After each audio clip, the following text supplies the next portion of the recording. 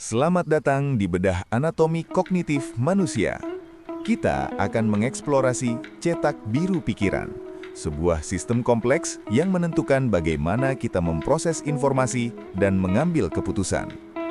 Fokus kita hari ini adalah mendekoda ilusi kognitif yang seringkali tidak kita sadari, namun mengendalikan hidup kita.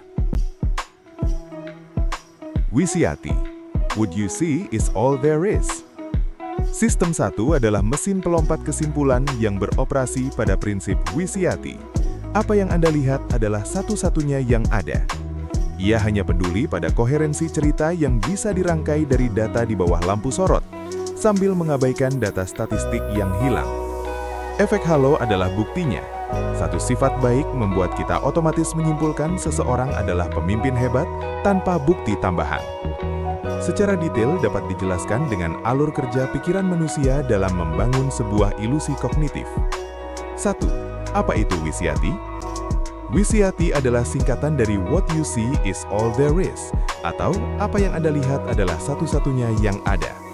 Ini merupakan prinsip dasar pengoperasian sistem 1, di mana otak kita hanya bekerja berdasarkan informasi yang tersedia secara eksplisit dan mengabaikan informasi yang tidak ada atau tidak terlihat.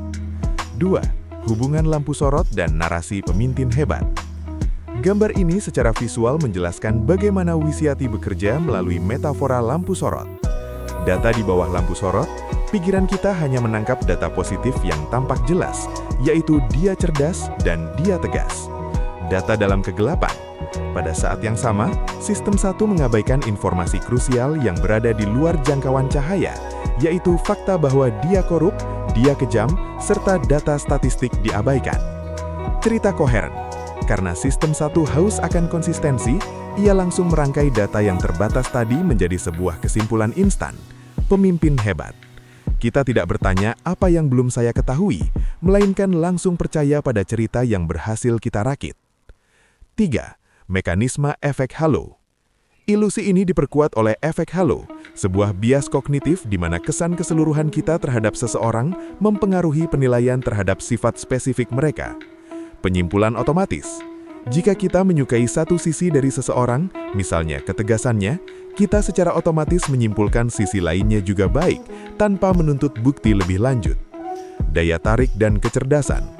Seringkali penampilan fisik yang menarik membuat kita berasumsi seseorang itu pintar atau jujur, padahal tidak ada hubungan logis di antara keduanya. Kerja sistem 1. Ini adalah jalan pintas mental untuk menciptakan gambaran yang konsisten tentang seseorang dengan cepat. Horn effect. Kebalikan dari halo. Satu sifat negatif dapat membuat kita memandang rendah seluruh karakter seseorang secara tidak adil. Kesimpulan. Sistem 1 sebagai mesin pelompat kesimpulan. Penjelasan ini bermuara pada satu fakta keras tentang arsitektur mental kita. Sistem 1 adalah mesin pelompat kesimpulan. Ia tidak peduli pada data yang tidak ia miliki. Ia hanya peduli pada koherensi cerita yang bisa dirangkai dari data yang ada di bawah lampu sorot. Hal ini menjelaskan bagaimana kita bisa merasa sangat yakin pada sebuah keputusan atau penilaian terhadap seseorang, meskipun data yang kita miliki sebenarnya sangat cacat dan tidak lengkap. Substitusi, menjawab pertanyaan yang lebih mudah. Saat dihadapkan pada masalah kompleks atau pertanyaan target, otak kita sering melakukan jalan pintas mental. Kita secara otomatis mensubstitusi pertanyaan sulit, seperti popularitas politik, dengan pertanyaan heuristik yang jauh lebih mudah, seperti apakah wajahnya tampak meyakinkan? Kita menjawab pertanyaan yang salah tanpa pernah menyadarinya. Substitusi, menjawab pertanyaan yang lebih mudah.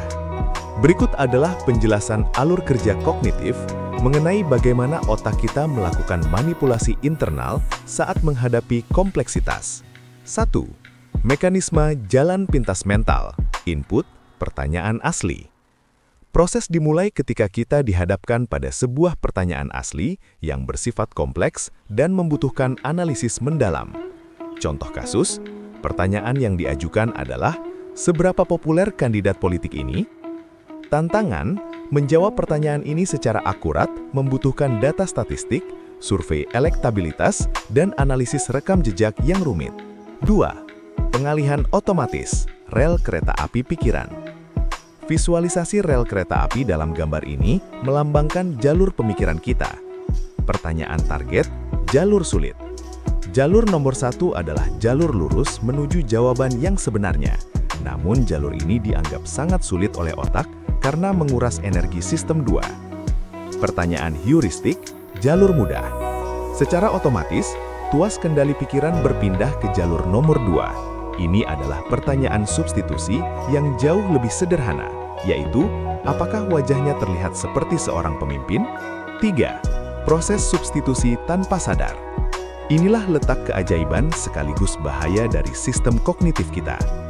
Pencarian pertanyaan terkait, saat menghadapi pertanyaan kompleks, sistem 1 akan mencari pertanyaan lain yang terkait, namun lebih sederhana untuk dijawab.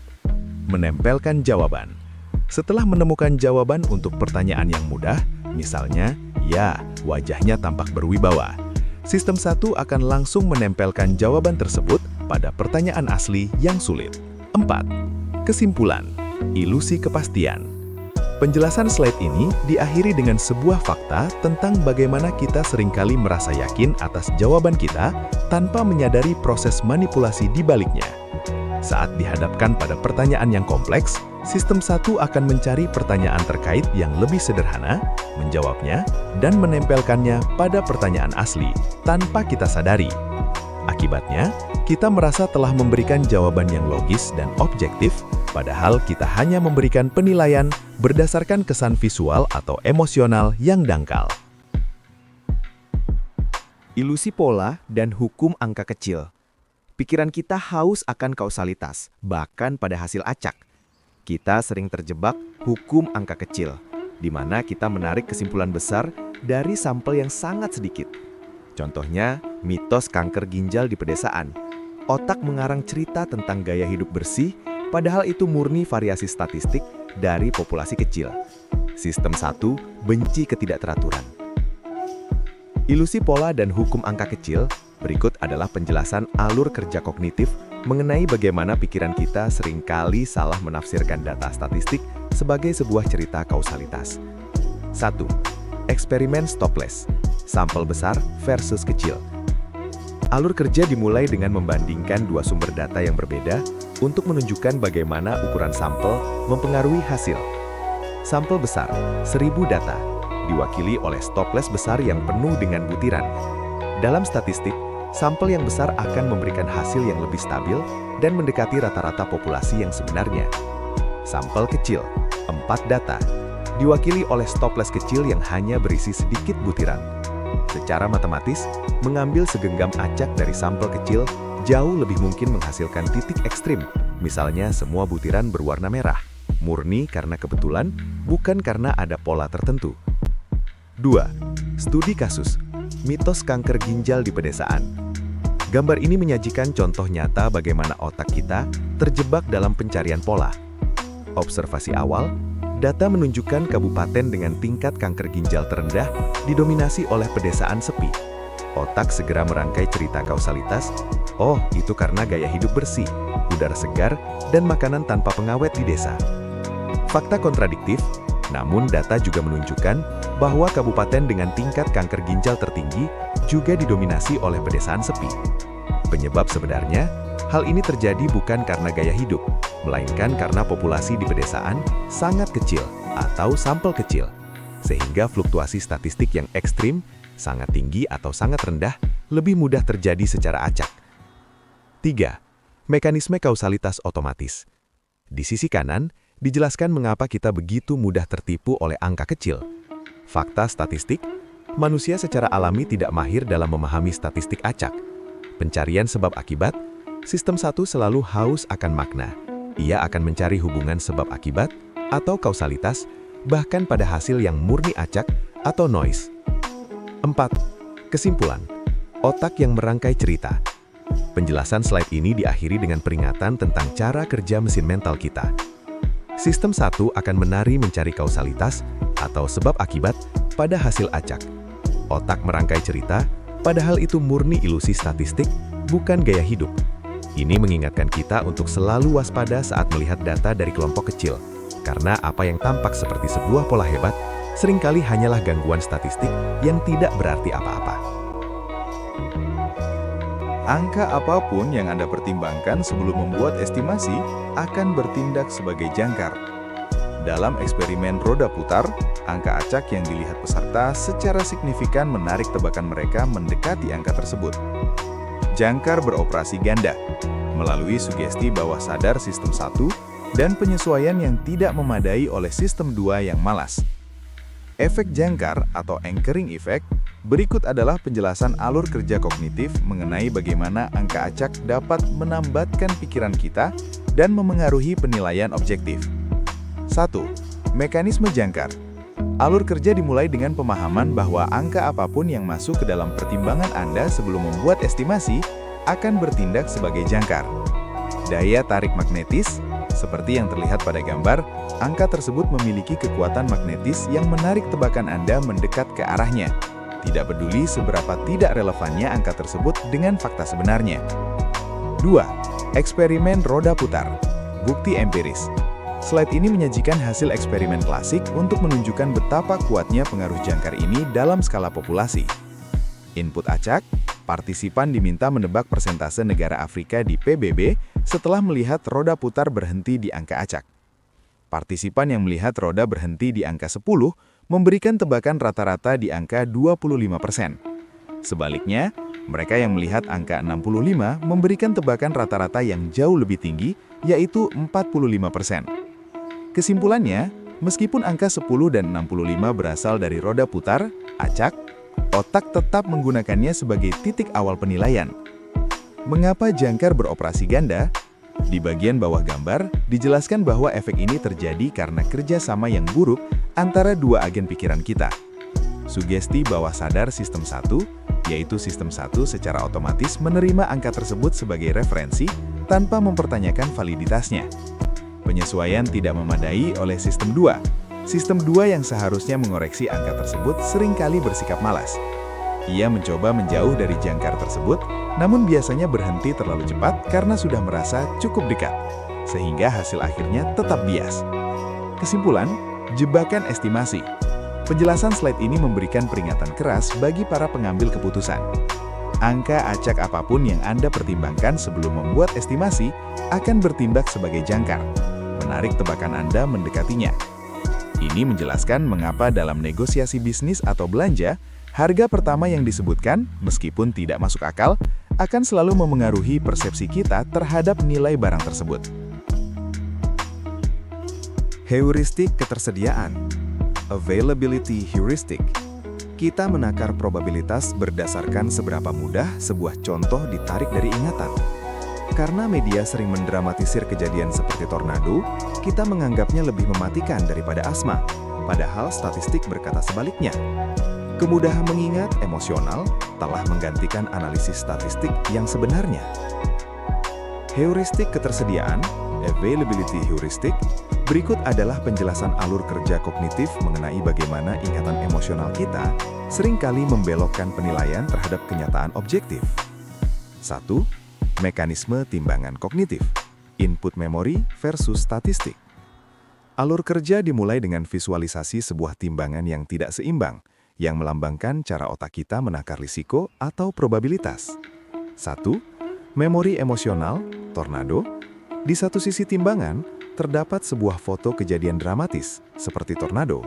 Meskipun kejadian ini jarang terjadi, sifatnya yang visual dan emosional membuatnya sangat berat dalam timbangan pikiran kita. Ribuan data statistik, asma atau diabetes.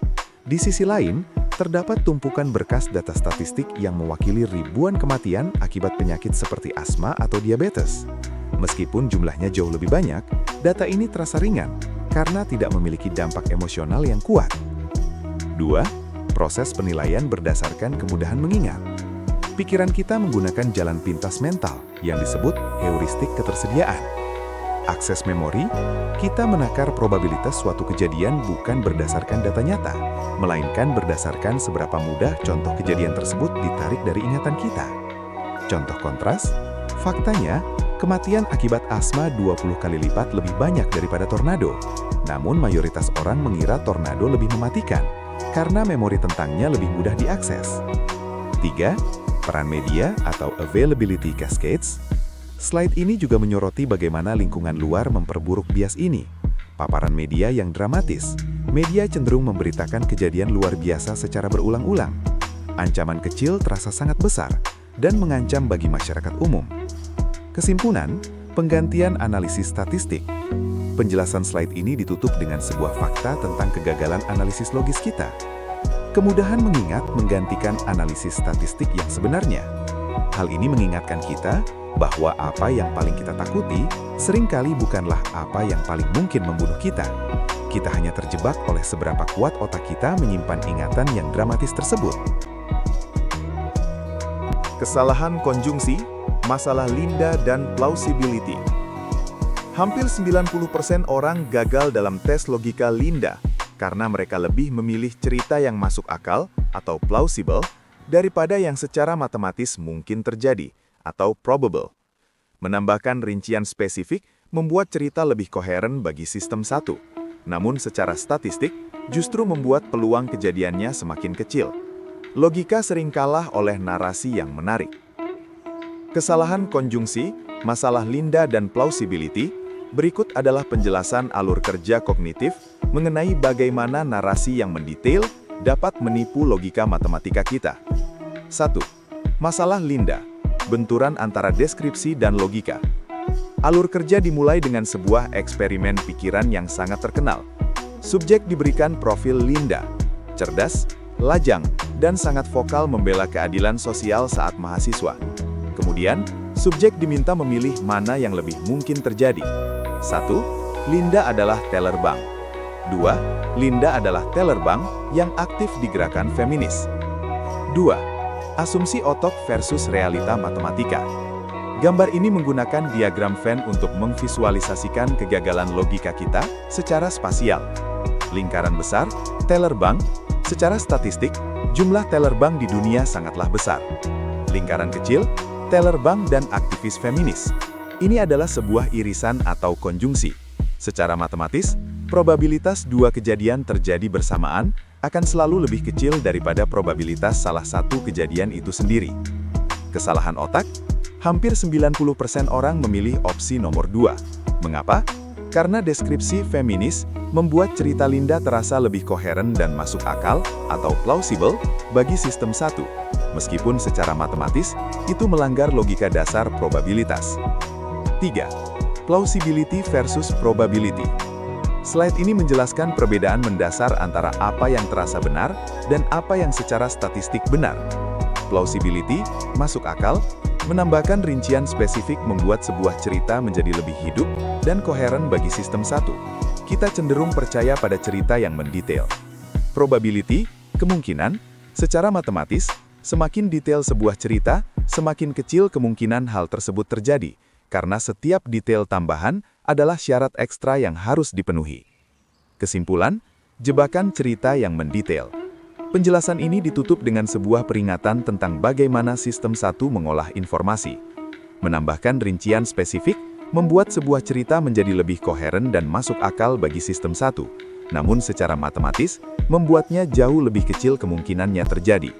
Ini mengingatkan kita bahwa narasi yang terasa sangat benar, seringkali hanyalah sebuah jebakan kognitif yang mengabaikan hukum dasar probabilitas. Sintesis, anatomi keputusan yang cacat. Sebagai kesimpulan, keputusan cacat adalah hasil dari sirkuit mental yang terstruktur.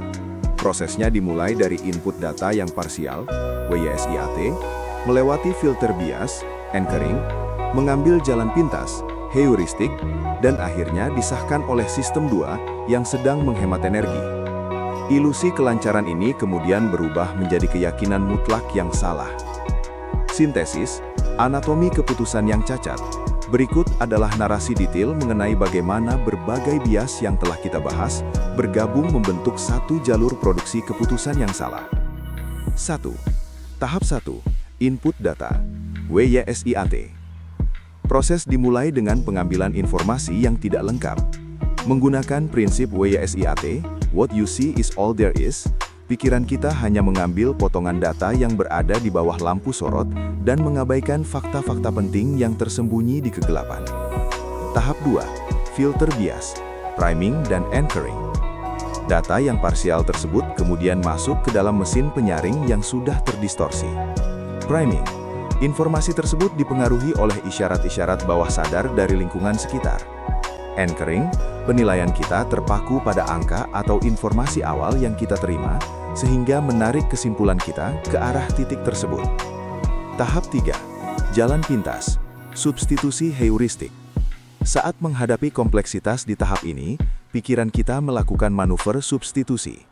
Alih-alih menjawab pertanyaan asli yang sulit, sistem 1 mengalihkan rel pemikiran menuju pertanyaan heuristik yang jauh lebih mudah dijawab. Tahap 4. Persetujuan. Sistem 2 yang malas. Hasil dari proses di atas kemudian dikirim ke sistem 2 untuk verifikasi. Namun, karena sistem 2 seringkali berada dalam mode hemat energi atau mode malas, ia tidak melakukan audit kritis. Sebaliknya, ia langsung memberikan stempel persetujuan pada saran dari sistem 1. Output. Keputusan cacat. Flawed decision. Hasil akhir dari sirkuit mesin mental ini adalah keputusan yang cacat. Ilusi kelancaran informasi terasa mudah diproses, akhirnya disahkan menjadi keyakinan mutlak yang kita anggap benar, padahal didasarkan pada fondasi yang rapuh. Kesimpulan sistemis. Ilusi kognitif ini tidak terjadi secara acak. Mereka adalah hasil dari desain sirkuit mental manusia yang memprioritaskan kecepatan di atas akurasi. Keputusan yang cacat terjadi ketika informasi parsial digabung dengan konteks yang disugestikan, lalu disahkan oleh sistem 2 yang sedang beristirahat. Mendisiplinkan intuisi, panduan taktis. Kita tidak bisa mematikan sistem 1, namun kita bisa melatih sistem 2 untuk mengenali medan pertempuran. Gunakan strategi taktis, dekorelasi kesalahan dengan mencari penilaian independen. Pertanyakan rasa yakin Anda, apakah karena data atau hanya font yang jelas. Waspadai sampel kecil, dan selalu pegang teguh pada base rate atau probabilitas dasar. Itulah manual pemeliharaan sistem 2 kita. Mendisiplinkan intuisi, panduan taktis. Berikut adalah penjelasan alur kerja untuk membangun manual pemeliharaan sistem 2 guna memitigasi bias yang telah kita pelajari. 1. Membangun manual pemeliharaan sistem 2. Alur kerja ini digambarkan dengan simbol palu di dalam kotak kaca, yang melambangkan bahwa alat untuk memperbaiki keputusan sebenarnya sudah kita miliki, sistem 2. Namun perlu dijaga dan digunakan dengan disiplin. Tujuannya bukan untuk mematikan sistem 1, melainkan melatih sistem 2 untuk mengenali kapan medan pertempuran kognitif mulai tidak menguntungkan. 2. Langkah taktis 1. Dekorelasi kesalahan, decorrelate error. Strategi pertama fokus pada pencegahan kontaminasi pikiran dalam kelompok. Poin, cari penilaian independen. Sebelum diskusi terbuka dimulai, mintalah setiap orang menuliskan ringkasan pendapatnya secara mandiri. Tujuan, hal ini dilakukan untuk memutus rantai pengaruh kelompok dan mencegah terjadinya efek jangkar atau efek halo yang seringkali mendominasi hasil rapat. 3. Langkah taktis 2. Pertanyakan kemudahan kognitif Anda. Strategi ini adalah bentuk pengawasan internal terhadap perasaan yakin yang muncul tiba-tiba. Poin, verifikasi data. Saat Anda merasa sangat yakin, berhentilah sejenak dan tanyakan, apakah keyakinan ini muncul karena datanya benar-benar solid, atau hanya karena presentasinya menggunakan font yang jelas dan cerita yang memikat. Tujuan, menghindari jebakan kognitif ease yang seringkali menipu kita untuk menganggap hal yang mudah diproses sebagai sebuah kebenaran. 4. Langkah taktis 3. Waspadai angka kecil. Strategi ini menuntut kewaspadaan terhadap pola-pola yang tampak mencurigakan. Poin, jangan terburu-buru. Hindari menyimpulkan hubungan sebab akibat atau kausalitas dari serentetan hasil ekstrim. Kesadaran statistik. Ingatlah bahwa hasil ekstrem tersebut mungkin murni merupakan kebetulan statistik karena ukuran sampel yang terlalu kecil. 5. Langkah taktis 4. Gunakan base rate. Strategi terakhir adalah kembali pada fondasi data objektif. Poin, berpegang teguh pada probabilitas atau statistik umum sebelum mengambil kesimpulan. Tujuan, mencegah sistem 1 melompat ke kesimpulan hanya berdasarkan cerita unik yang mengabaikan kenyataan statistik secara umum. Kesimpulan akhir, penjelasan dari seluruh rangkaian ini bermuara pada satu kebijaksanaan kognitif. Kita tidak bisa mematikan sistem 1, namun kita dapat melatih sistem 2 untuk mengenali medan pertempuran.